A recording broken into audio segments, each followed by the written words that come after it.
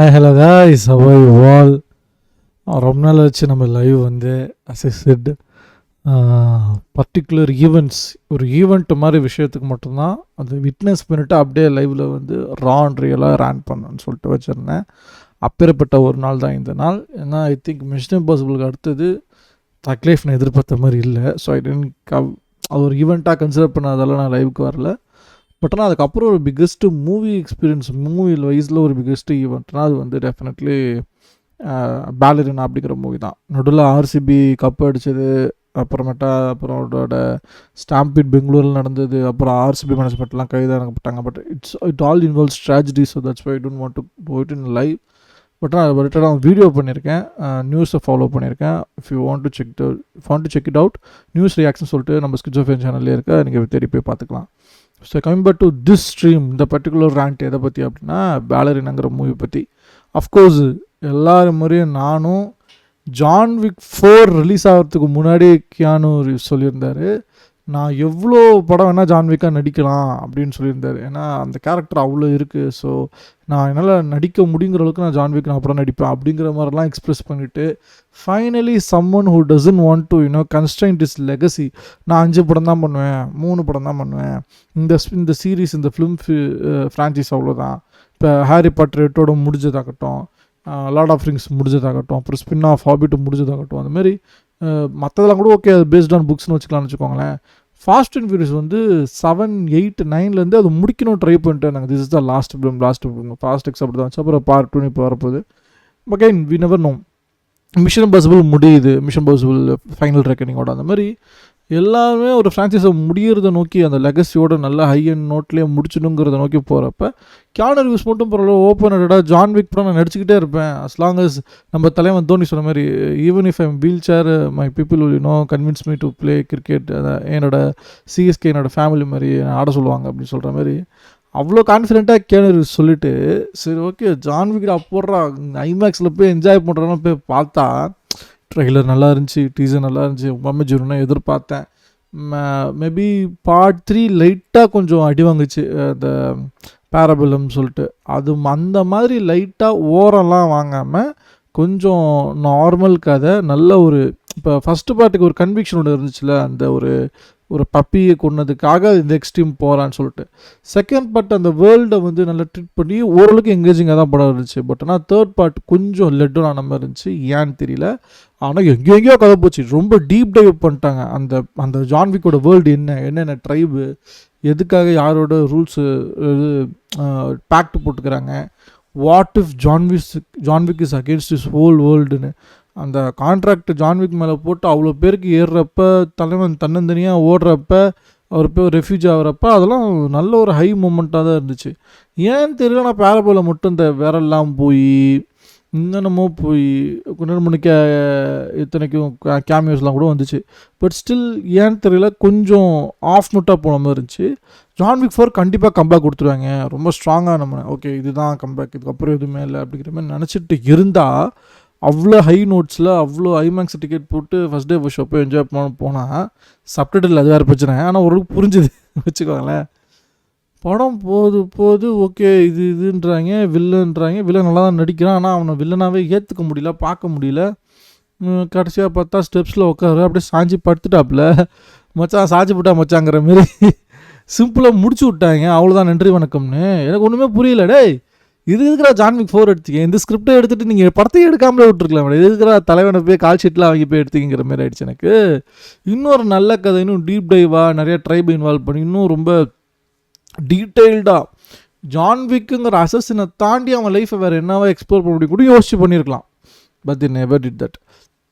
புரியுது, ஃப்ரான்ச்சைஸ்னு ஒன்று இருக்குது, அது நீ ஸ்பின் ஆஃப் செட் கேரக்டர்னு நினைக்கிற பேலன்ஸ் எடுக்கிறலாம், ஃபைன் குட் தான். அது ஏன் ஜான்விக் கேரக்டர் ஃபினிஷ் பண்ணிவிட்டு அதுக்கப்புறம் ஸ்பின் ஆஃப்க்கு போகணுன்னு நினச்சிங்கன்னு தான் எனக்கு தெரியல.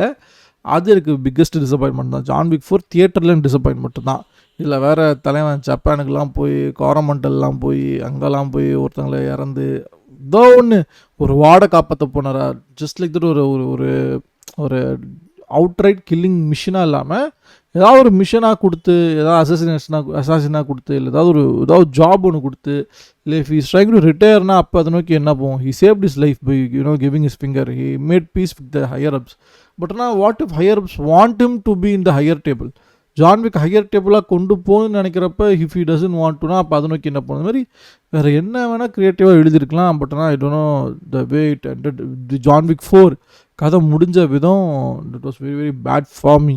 சரி, அது என்னோட போகட்டும் சோகத்தை. அந்த பேலரினாங்கிற ஒரு கேரக்டர் அழகாக இன்ட்ரடியூஸ் பண்ணாங்க. ஆனடேமஸ் அதுலேயும் நல்லா பின்னி படல் எடுத்துட்டாங்க. இன்ஃபேக்ட் அவங்க இது பேர் என்ன, நான் எதுக்கு ஜான் விக் 4 பற்றி இவ்வளோ ரேங்க் பண்ணுறேன்னா, நோ டைம் டு டைம் இதே மாதிரி தான் பஞ்சாயத்தாச்சு. நல்ல நோட்டில் தான் போச்சு படம். அதுதான் டேனியல் கிரேக்கோட கடைசி படம் பாண்டுன்னு புரியுது. நல்ல நோட்லேயே முடிச்சிருக்கலாமே. அப்படி ஒரு கதையை எழுதி அப்படி ஒரு கேரக்டரை ஃபினிஷ் ஆஃப் பண்ணி கேட்டால் அது ஒரு லெகசி, அதோட நல்லபடியாக ஹையர் நோட்டில் முடிச்சிருக்கோன்னு சொல்கிறது அவங்களே நம்பிக்கிறது ஏமாத்துற மாதிரி எனக்கு இருக்குது. எனக்கு no time to time biggest disappointment தான். இன்ஃபேக்ட் எனக்கு ஒரு த டெத் ரெக்கனிங்கில் எல்சா ஃப்ராஸ்ட்டை போட்டு தள்ளின விதமே எனக்கு கொஞ்சம் இரிட்டேட்டிங்காக தான் இருந்தது. ஏன் அவ்வளோ ஒரு லோ நோட்டில் எப்படி அவ்வளோ டிசாஸ்டர்ஸாக சொதப்பி முடிக்க முடியுங்கிறது, ஒரு கேரக்டரோட ஃபினிஷிங் ஆஃப்ங்கிறது ஒரு குறைஞ்சபட்சம் ஒரு நல்ல ஒரு சூப்பராக வச்சு அதை இது பண்ணலாம். ஆனால் அப்படி எதுவுமே பண்ணலை. எல்லாத்தையும் அவங்க வந்து டிஸ்பாயிண்ட் பண்ணிட்டாங்க. அந்த நோட்டமுடைய ஆள் தான் நான் இந்த ஜான் விக் 4 ரிலேட் பண்ணி சொல்கிறேன். அந்த கேரக்டர் அந்த ஃப்ரான்ச்சைஸை அப்படி அப்ரப்டாக முடிக்கணும்னு என்ன அவசியம் இருக்குது? இப்போ ஸ்பின் ஆஃபாக பேலரினா வந்தாங்க. அதுலேயும் ஆனா டி ஆர்மஸ் வந்து நோட் அண்ட் பிள்ளையே வந்திருப்பாங்க. அதுவும் நல்லா தான் இருந்துச்சு. She can fight, she can do stunts, அதெல்லாம் தெர் இஸ் நோ டவுட். அப்புறம் கோஸ்ட் இன் ஆப்பிளில் வேறு ஒரு படம் ஒன்று பண்ணாங்க கிறிஸ் இவன்ஸோட. அதுலேயும் she pull it off great science தான், நல்லா தான் அவங்க ஸ்டன்ஸ் பண்ணியிருந்தாங்க. ஸோ பேலரினா படத்துக்கு எனக்கு ஹோப்ஸ் இருந்துச்சுன்னா டெஃபினெட்லி ஹோப்ஸ் இருந்துச்சு. இந்த படத்தில் ஜான் விக்கே வரலை, பாபா யாகாவே வரலைன்னாலும் இந்த படம் நான் போயிருப்பேன். அந்த அளவுக்கு அந்த ஜான் விக் வேர்ல்டு எனக்கு பிடிச்சிருந்தது. இது ஏன் மற்ற ஜான் விக் படத்தில் இவ்வளோ எக்ஸ்ப்ளோர் பண்ணுங்கிறது மட்டும் தான் எனக்கு வருத்தம். பேலரினாங்கிற நல்ல வேர்ல்டு தான், ஓகே. அதில் ஒரு நல்ல ஒரு ட்ரைப் ஒன்று காட்டுறாங்க, ட்ரைலர் டீசர் நல்லா இருந்துச்சு, நல்லா ஆக்ஷன் பேக்டாக இருந்துச்சு. அதாவது ஜான் விக்கோட 4 படத்தில் எது பிக்கஸ்ட்டு லெட்டடாக இருந்துச்சுன்னா ஸ்டண்ட் சீக்வன்ஸ் தான். இமேஜினேட்டிவாக ஒரு ஒரு ஒரு ஜா ட்ராப்பிங் அளவுக்கு ஒரு ஸ்டண்ட் சீக்வன்ஸு ஒரு பிரம்மாண்டமே இல்லை.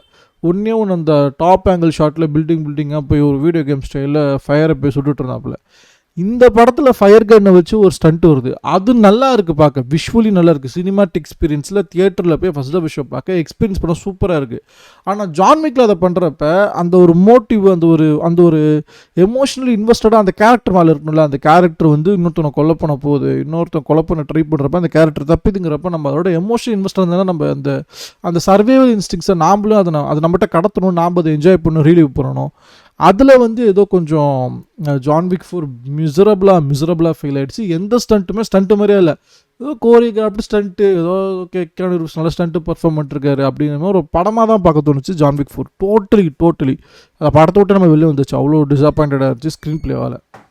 அதுவே இந்த படம் பார்த்திங்கன்னா பேலரினாங்கிறது வந்து பர்டிகுலர்லி ரொம்ப சூப்பராக ஸ்டண்ட்ஸும் நல்லா பர்ஃபார்ம் பண்ணியிருக்காங்க.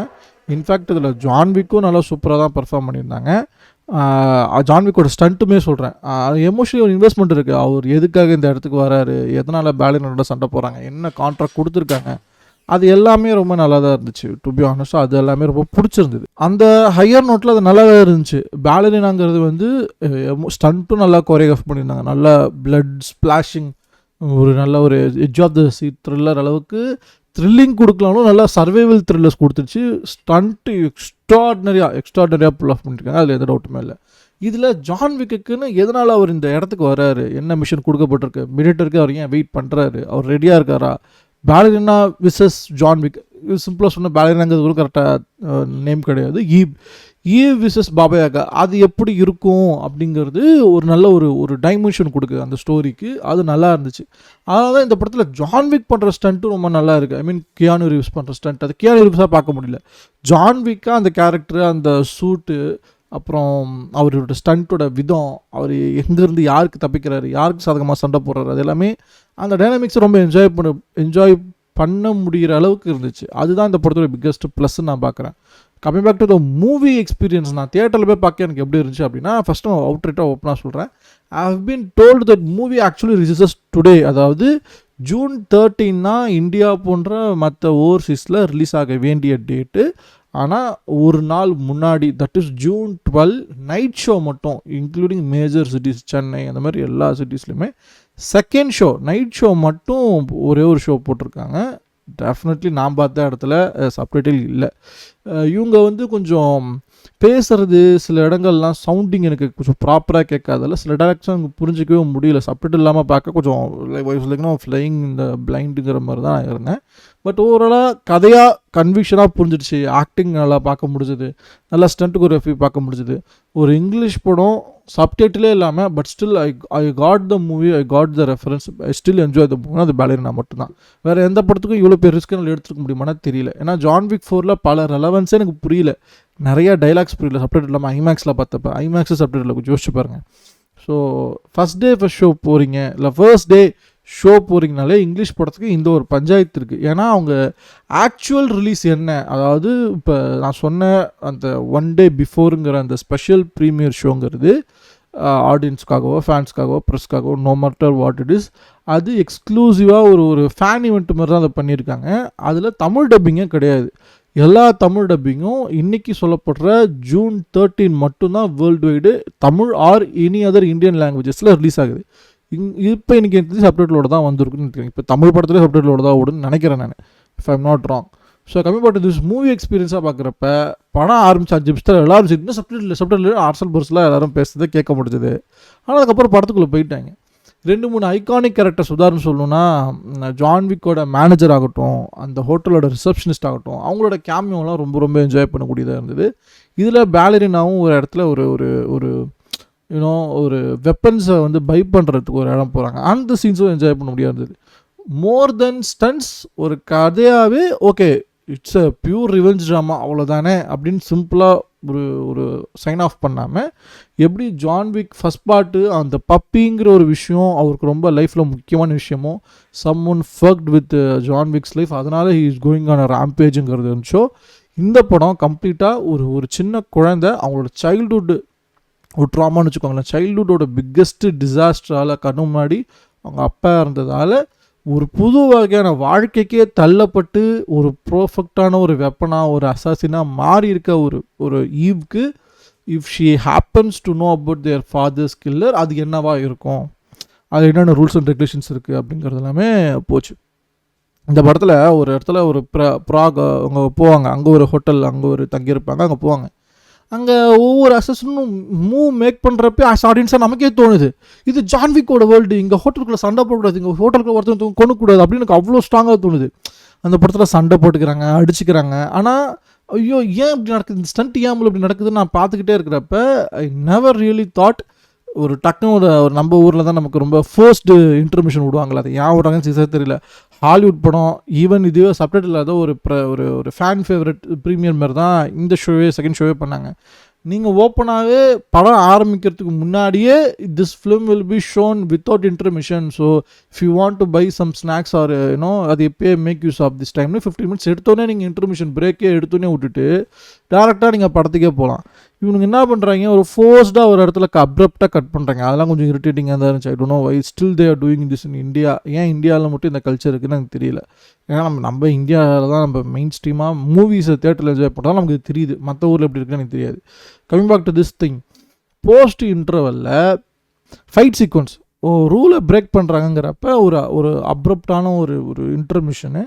அதுக்கப்புறமேட்டா அந்த பொண்ணு பேலரினா சொல்கிறாங்க I didn't you know break any ரூல்ஸ்னு. அப்போ தான் நமக்கு நம்ம ரீவின் பண்ணி பார்க்க வேண்டியதாக இருக்குது. ஓகே இந்த படத்தில் இப்போ கடைசியாக ஹோட்டலுக்கு முன்னாடி அந்த பொண்ணு எதுவும் கொலை பண்ணல அப்படிங்கிறதே நம்ம ரீவின் பண்ணுற மாதிரி இருக்குது. ஐ ஸ்டில் டோன்ட் நோ அவங்க கொல்லாமல் எப்படி விட்டுருப்பாங்க, எப்படி அப்படி தப்பிச்சிருப்பாங்கன்னு எனக்கு இப்போ கொஞ்சம் இதுவாக தான் இருக்குது, ஷாக்கிங்காக தான் இருக்குது. ஆனால் அப்படி தான் இருந்திருக்கு. படம் ஃபுல்லாக ஏகப்பட்ட கில்லிங்ஸ் இருக்குது. பேலரினாவா ஐ மீன் அஸ் ஈவா அனதி ஆர்மஸ் பயங்கரமாக பெர்ஃபார்ம் பண்ணியிருக்காங்க.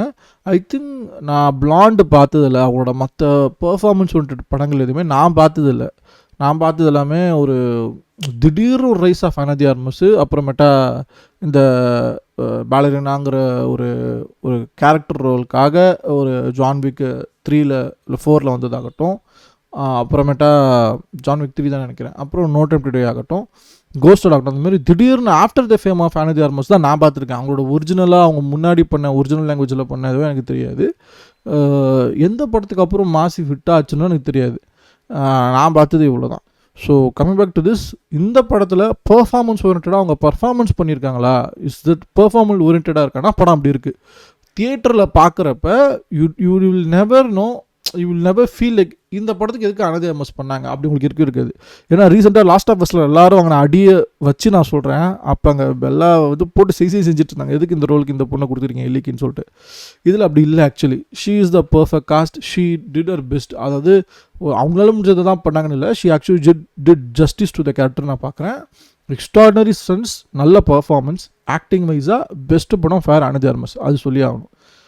அப்புறம் அதை தாண்டி எதெல்லாம் நம்ம ஜான்விக் வேர்ல்டில் ஜான்விக் படங்கள்லேருந்தே நம்ம மிஸ் பண்ணோமோ அதெல்லாம் இல்லை கோர்ஸ் கரெக்ட் பண்ண தான் நான் பார்க்குறேன். பேலரினா படத்தில் ஸ்டன்ஸ் நல்லா கோர்ஸ் கரெக்ட் பண்ணியிருக்காங்க, ஸ்டோரி நல்லா கோர்ஸ் கரெக்ட் பண்ணியிருக்காங்க, என்ன வேர்ல்ட் ஆஃப் கேரக்டர்ஸ் என்னென்ன அதை ஒழுங்காக யூட்டிலைஸ் பண்ணியிருக்காங்க. மேனேஜர் வேர்ல்டு நல்லா, அந்த மேனேஜர் ஆஃப் ஜான்விக் இருக்கார்ல வேர்ல்டில், அதை பெட்டராக யூஸ் பண்ணியிருக்காங்க. நான் வந்து அந்த from the world of John Wick சொல்லிட்டு ஒரு சீரிஸ் ஒன்று விட்டாங்களா continental, I think so.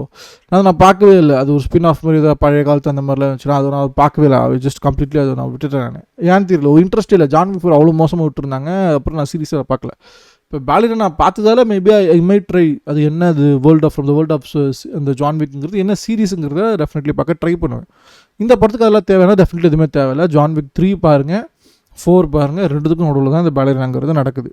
செடன்டன் movie experience already உங்களுக்கு சொல்லிட்டேன், நல்லா தான் இருந்துச்சு. We all enjoyed it. நல்லா எல்லா கேமியோக்கும் கற்றுக்கிட்டு இருந்தோம், என்ஜாய் பண்ணிக்கிட்டு இருந்தோம். ஒரு நல்ல ஒரு ஃபேன் ஃபெஸ்டிவல் சொல்ல மாட்டேன், ஒரு ஃபேன் ஈவெண்ட்டாக தான் இந்த படம் எனக்கு இருந்துச்சு. அந்தளவுக்கும் நல்ல குவாலிட்டியாக தான் என்ஜாய் பண்ணேன். சேட் பார்ட் என்னென்னா ப்ரீ புக்கிங் அது வந்து ஸ்ட்ராங்காக இல்லை. இப்போ நான் வந்து ஏன் இன்றைக்கி தானே ரிலீஸு 12 ஏன் மற்ற ஷோலாம் ஓடலங்கிறப்ப அது ஒரு இட்ஸ் 180 இவெண்ட்டு, அதனால செகண்ட் ஷோ மட்டும் விட்டாங்க. அடுத்த நாள்லேருந்து இப்போ வந்து ஜூன் 13 14 இந்த மாதிரி ஃப்ரைடே சாட்டர்டேவே ஸ்ட்ராங்கான புக்கிங் ஹோல்டிங் இல்லாமல் பார்க்கறது கொஞ்சம் வருத்தமாக தான் இருக்குது. அப்போ ஜான்விக் வேர்ல்டுலேருந்து அவ்வளோ பேர் வெறுத்து வெளியில் வந்துட்டாங்களா, இல்லை இந்த வேர்ல்டு ஆக்சுவலி கியானு ரீவ்ஸ்க்காக தான் ஜான்விக் வேர்ல்டுக்குள்ளே இருந்துச்சா, இது பிக்கெஸ்ட்டு ஒரு டவுட்டு தான். ஜான்விக் 4 கதற கண்டம் பண்ணதால் எல்லோரும் வெளியில் போயிட்டாங்களா, இல்லை கியானு ரீவ்ஸ்க்காக தான் ஜான்விக்கே பார்த்துட்டு இருந்தாங்க, கியானு ரீவ்ஸ் முடிஞ்சதுக்கப்புறம் எங்களுக்கு தேவையில்லை அப்படி விட்டாங்களா எனக்கு தெரியல. இந்த படம் ஏதோ ஒரு 10-11 படம் மாதிரி. ஓகே, இப்போ மார்வலில் எல்லா கேரக்டரையும் இப்போ உமன் கேரக்டராக மாற்றிக்கிட்டே இருக்காங்க.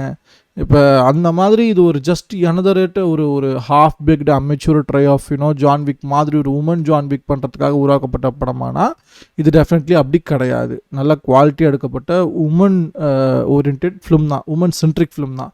நான் அதை சொல்லி ஆகணும். ஏன்னா இப்போ நிறைய பேர் ஓக்கிசம் தே ஹவ் கில்ட் இட்டுன்னு மார்வல் படத்தை ட்ராஷ் பண்ணுறது மூலயமா ரொம்ப கன்றாவான படம் தான் அவங்களே எடுக்கிறாங்க. மார்வல்லையும் சரி ரொம்ப உமன் சென்ட்ரிக்காக எடுக்கிறேன்னு, ஹல்க்கு ஷியலுக்கு ஆகட்டும் சரி, அப்புறமேட்டா வேறு என்னென்ன அயன்மேனுக்கு இப்போ அயன்ஹார்ட் வரதாலும் சரி, பிளாக் பேந்தருக்கு இப்போ ஷூரி அவங்க டேக் ஓவர் பண்ணதாலும் சரி, எல்லா ஐகானிக் கேரக்டர்ஸ்க்குமே அப்படியே ஒரு ஃபீமேல் வெர்ஷன். இப்போ தாருக்கு வந்து நம்ம அவங்களோட லவ்வரான அவங்க பேர்னா அழகான பேர், நிறையா மறந்துட்டேன் பேர்லாம், போர்ட்மன் சொல்லிட்டு மறந்துடுச்சு ஃபஸ்ட் நேம். இந்த மாதிரி எல்லாருக்குமே ஒரு ஃபீமேல் வெர்ஷன்ஸை உருவாக்குறது இருக்குல்ல. ஹாக்கைக்கு இப்போ இன்னொருத்தவங்க இருக்காங்க. ஆக்சுவலி ஹாக்கையோட லேடி அடாப்டேஷன் மட்டும் தான் எனக்கு பிடிச்சிருந்தது. எலனாவோட அந்த அகெயின் பேர் மறந்துடுச்சு, பட் ஆனால் லேடி ஹாக்கைன்னு வச்சுப்போம் அவங்க பேர் இப்போதைக்கு, கிங் நினைக்கிறேன் அவங்களோட ஃபேமிலி நேம். அது மட்டும்தான் நல்லா இருந்துச்சு. எலனாவுக்கும் அந்த ஒரு கேமியோக்கும் அந்த ஒரு கெமிஸ்ட்ரியும். Marvel it's already female character தான், பட் ஆனால் கேப்டன் மார்வலில் ஒழுங்காக அவெஞ்சர்ஸ் எண்ட் கேம்லேயே ஒழுங்காக கேபிட்டலைஸ் பண்ணலையோ அப்படின்னு எனக்கு ஒரு வருத்தம் இருக்குது. ஸோ ஓவராலாக உமன் ஓரியன்ட் ஃபிலிம்ஸ் எல்லாமே டிசப்பாயிண்டிங்காக டிசாஸ்ட்ரஸாக எல்லா ஸ்பெக்ட்ரம்லையும், நாட் ஜஸ்ட் மார்வெல். இப்போ டிசியில் வந்தாலுமே பேட் கேர்ளை ஷெல்வே பண்ணிட்டாங்க, அவங்களே அதை ரிலீஸ் பண்ண மட்டும்ட்டாங்க. நல்லா தான் பண்ணியிருக்காரு திருங்க டேரக்டர், பெரிய டேரக்டர் ஆதிலன் பிலால் நினைக்கிறேன். அதனால் அந்த மாதிரி ஒரு பேக் டு பேக் ஒரு ஓக்கிசம் கல்ச்சரால் ஒரு உமன் சென்ட்ரிக் ஃபிலிம்ஸை ஏன் ஒரு டாக்ஸிசிட்டியாக ஃபெமினிசமாக ஓக்க எடுக்கிறாங்க, கிரிஞ்சாக இருக்குதுன்னு ஒரு அமெரிக்காவில் ஒரு பிக்கெஸ்ட் ஒரு ஃபோபியா இருக்கோ, அதுக்கு ஈல்ட் ஆகிற மாதிரி இந்த படம் இருக்காங்கன்னா டெஃபினெட்லி இல்லை. பேலரினாங்கிறது completely it's a deserving worthy woman centric film. அது வந்து ஒரு படம் பார்க்குறப்போ உங்களுக்கு எந்த இடத்துல ஃபெமினிசம் தாட்டோ, இந்த பொண்ணு ஏன் இவ்வளோ பெரிய ஒரு ஆணை போட்டு அடிக்கிறேன், அந்த ஒரு ஜென்ரிக் ரோல்ஸ்லேயே உங்களுக்கு ஃபிட்டினே ஆகாது. ஒரு வெல் மேடு ஒரு பிளாக் விடோன்னு கூட நான் சொல்லுவேன். பிளாக் விடோ வந்து இதுதான் மிஸ் பண்ணுச்சு. ஒரு அசாசினாக சைல்ட்ஹுட்லேருந்து ட்ரெயின் ஆகி எங்கேருந்து எங்கே போகிறாங்கிற ஜேர்னி இருக்குல்ல, பிளாக் விடோவில் அதோட அந்த சோல்னஸ் இல்லை. இதில் ப்ராப்பராக அந்த சோல்னஸ் இருக்குது. இந்த பொண்ணு இந்த குழந்தை யார், எந்த ஈவெண்ட்டில் வளர்ந்துச்சு, எந்த ட்ராமாட்டிக் ஈவெண்ட்டுக்கு அப்புறம் என்னவா ட்ரைனிங் அண்டர்கோ பண்ணிச்சு, அப்புறம் இப்போ எந்த இடத்துல இருக்காங்க, அது எல்லாமே ரொம்ப நல்லா தான் இருந்துச்சு. So this is a well made woman centric film in recent times. அதை நான் டெஃபினெட்லி அந்த கிரெடிட் கொடுத்தே ஆகணும். நானும் சைலோஸ் பார்க்கல. சைலோஸும் டியூனும் பார்த்தோன்னா மேபி இவ்வளோ கிரெடிட் இது கொடுப்பான்னு தெரியல. அதுவும் எல்லாமே சீரீஸ் தான். படமாக ஒரு மூவியாக ஒரு well written well made woman centric film as of now I watched in theatres in recent டைம்ஸ்னால் டெஃபினெட்லி இது பேலரினா மட்டும்தான். மற்ற வேறு எதுவுமே இது பக்கத்தில் விட்டு வர முடியாது. ஸோ தட்ஸ் பொலிட்டிக்கல் ஆங்கிளில் அதுவும் நான் சொல்லிட்டேன். மூவி ரேட்டிங்ஸாக பார்க்குறப்ப எனக்கு எப்படி இருந்துச்சுன்னா, ஒரு IMDb ரேட்டிங்கில் ஒரு ஸ்டார் லெவலில் கொடுக்கணும். டெஃபினெட்லி ஐ வுட் கிவ் 7.8 7.9 நான் கொடுப்பேன். அவ்வளோ நான் நல்லா என்ஜாய் பண்ணேன். ஏன் 8.5 போகல அப்படின்னா, ஏதோ ஒரு இடத்துல அது வெறும் இப்போ ஒரு ஒரு ஒரு ஆக்ட் 2ல் கொஞ்சம் தொய்வு வர ஆரம்பிச்சிருச்சு. நல்ல ஆக்ட் 1, ஆக்ட் 2ல் அந்த ஒரு ஜேர்னி, என்னோடய அப்பாவை கொண்டது யாருங்கிறத நோக்கி நான் போகணும்னு ஆசைப்பட்றேங்கிற அந்த ஒரு ஆம்பிஷன் ரொம்ப ஸ்ட்ராங்காக இருந்தது. ஆனால் maybe due to loss of சப்டைட்டில்ஸா இல்லை டிரான்ஸ்லேஷனை நான் மிஸ் பண்ணுறேன் என்னன்னு தெரியல, ஒரு இடத்துல ஒரு தொய்வு வர ஆரம்பிச்சிருச்சு. ஏன், எதுக்கு, எதனால், அந்த பையன் யார், ஐ மீன் இந்த சென்ஸ் இதில் இவங்க இன்னொரு குழந்தைய காப்பாற்றுற மாதிரி இருக்கும். ஒரு ஹோட்டலில் சொன்னல, அந்த ப்ராகுங்கிற ஹோட்டலில் அங்கே வந்து ஒரு இன்னொரு ட்ரைபஸ் அந்த ஒருத்த மனிதன் அங்கிட்ட பேசுகிற இன்ட்ராக்ஷனு, அவன் சொல்கிற இன்ஃபர்மேஷனு, அங்கேருந்து எங்கே நோக்கி போகுது, அந்த வில்லன் வந்து க்ரீப்பியாக இருக்கான், இரிட்டேட்டிங்காக இருக்கான், all fine.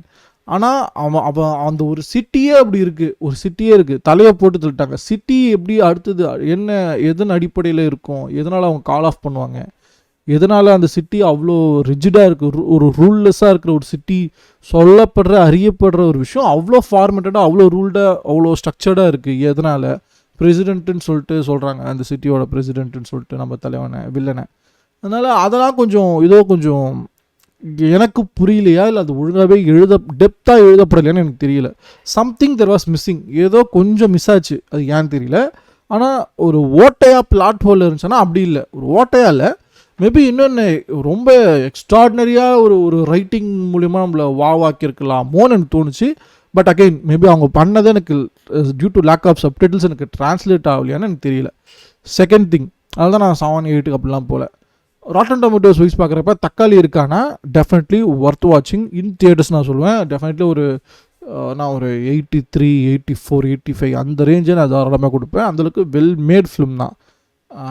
Stunt, camera, music, இந்த ஜான்விக்கோட மெயின் ப்ரைமரி மியூசிக்கை ரொம்ப அவங்க டெப்த்தாக எடுத்துக்கல. அதோட இன்ஸ்பிரேஷன் மூலயமா ஒரு டொனட்டல் எடுத்துகிட்டு அப்படியே போயிட்டாங்க. பேலரினாக்குன்னு பர்டிகுலராக ஒரு தீம் ஏதாவது இருக்கானா அப்படி எனக்கு தியேட்டரில் எடுத்தோன்னே இது பேலரினா ட்ராக் போடு அப்படிங்கிற மாதிரி எனக்கு எதுவுமே இல்லை. ஏன்னா படத்தோட முக்கியமான ட்ரெயிலர் கட்டே வேறு ஒரு சாங்கை பேஸ் பண்ணி கட் பண்ணிட்டாங்க. அதனால ஒரு பஞ்சினஸ் கொடுத்தது. இதில் அந்த வேர்ல்ட் ஆஃப் ஜான்விக்குங்கிற தீம் வேணால் அங்கங்கே வந்துட்டு போதே தவிர, இப்போ எப்படி ஹீஸ் பைரன்னு சொல்லிட்டு இப்போ கேப்டன் ஜாக் ஸ்பேரோக்குன்னு ஒரு தீம் இருக்குது, அதுமாதிரி பேலரினாக்குன்னு டைட்டில் ரோலுக்கு ஒரு தீம் இருக்கா, அது கேட்டோன்னே வாவ்னு இன்ஸ்பைரிங்காக இருக்கானா, இல்லை ஒன்றரை உண்மை அப்படி இருக்கிறது தெரியல. அது மேபி கொஞ்சம் மிஸ்ஸிங் பார்ட்டை நான் சொல்லுவேன். பட் ஆனால் ஓவராலாக background score is good, sound design is good, cinematography எக்ஸ்ட்ராடரியாக இருக்குது. நிறையா கோல்டன் பீரியட் அந்த மாதிரிலாம் பயங்கரமான ஷார்ட்ஸில் எடுத்துருக்காங்க. அது எல்லாமே ரொம்ப நல்லா இருந்துச்சு. Stunts and cinematography it has to go hand in hand in action films. அது ரொம்ப சூப்பர் எக்ஸ்ட்ராடரியாக பண்ணியிருக்காங்க.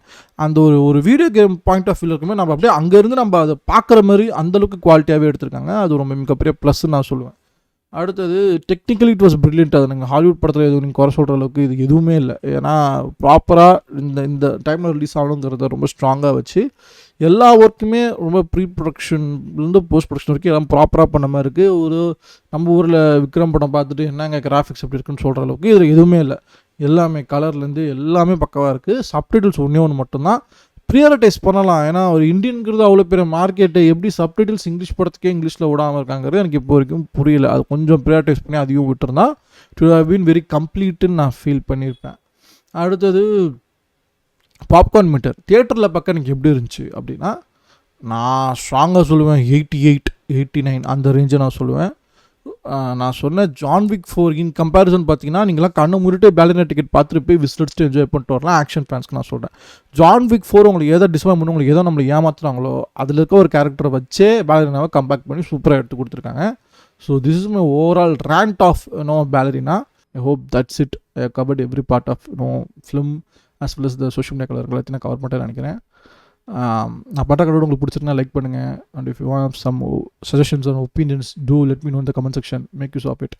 And if you want to support me, hit that subscribe button. That's the only you can support in your coming YouTubers like me.